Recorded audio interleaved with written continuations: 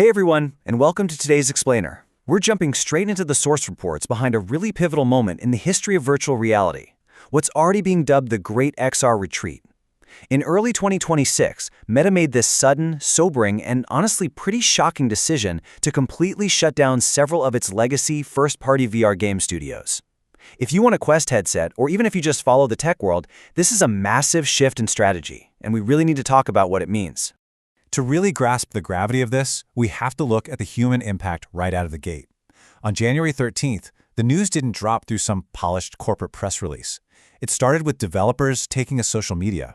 Ray West, who is a senior-level designer at Sanzaro Games, posted on LinkedIn, "Well, as many will hear soon, several Meta game studios were closed today. It was an amazing team of powerhouse talent. That suddenness? It just sent shockwaves through the entire spatial computing industry." Section 1. The Shuttered Studios. A brutal start to 2026 for Reality Labs. Okay, let's dive into this. These closures were part of a huge 10 to 15% staff cut at Meta's Reality Labs division. We are talking about roughly 1,500 people losing their jobs. And what's absolutely wild here is the sheer caliber of the studios that were gutted.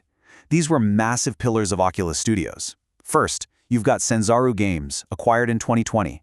They're the creators of the massive 30-hour action RPG Asgard's Wrath 2, which was literally the flagship pack-in title for the Quest 3. Then there's Twisted Pixel, acquired in 2022, who had just released the high-profile Marvel's Deadpool VR just 2 months prior to being shut down. And finally, Armature Studio, also acquired in 2022, the brilliant team behind the critically acclaimed VR port of Resident Evil 4. These were not small indie teams. These were the heavy hitters building the actual foundation of AAA standalone VR. And the sheer abruptness of this cannot be overstated.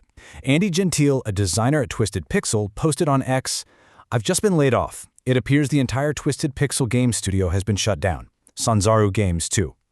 What makes this incredibly poignant and honestly pretty heartbreaking is that both Sanzaro and Twisted Pixel were founded way back in 2006.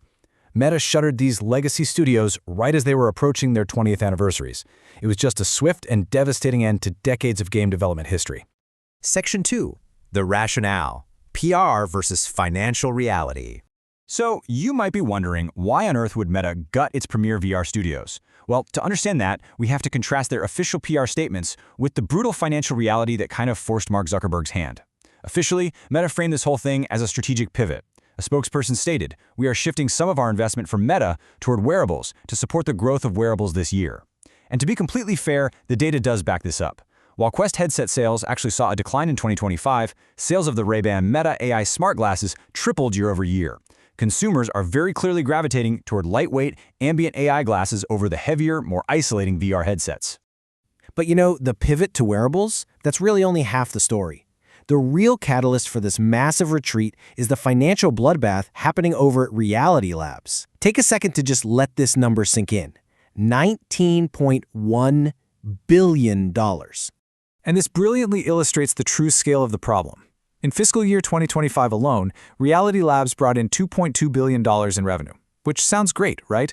Until you realize they suffered an operating loss of $19.1 billion. Overall, since the company rebranded to Meta back in 2021, Reality Labs has lost over $70 billion. That is a mind-boggling amount of cash, with Meta now prioritizing a massive $125 to $145 billion infrastructure build-out for artificial intelligence. Well, something had to give. The math simply didn't support blank check funding for custom VR games anymore. Section 3. Collateral damage. What Quest 3 owners actually lose. So, what does all this corporate math mean for us? The people actually strapping these headsets to our faces. Well, Meta isn't totally abandoning first-party development. Studios like Camouflage, Beat Games, and Big Box VR, the folks who make Beat Saber and Population 1, they survived the purge.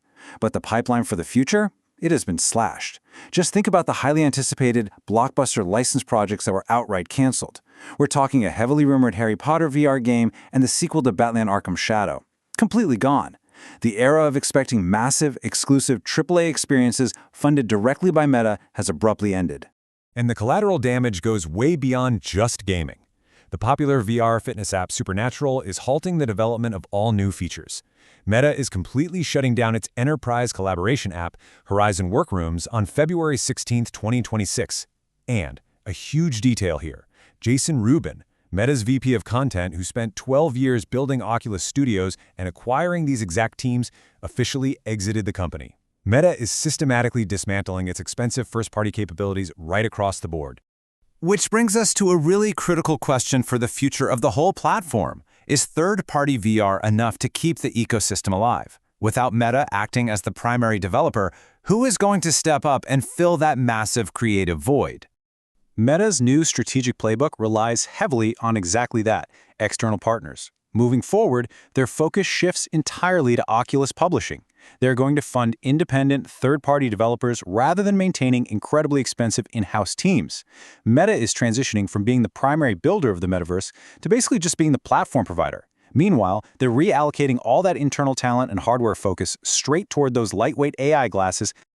Interestingly enough, Oculus founder Palmer Luckey chimed in with a very objective and slightly contrary perspective to all the panic.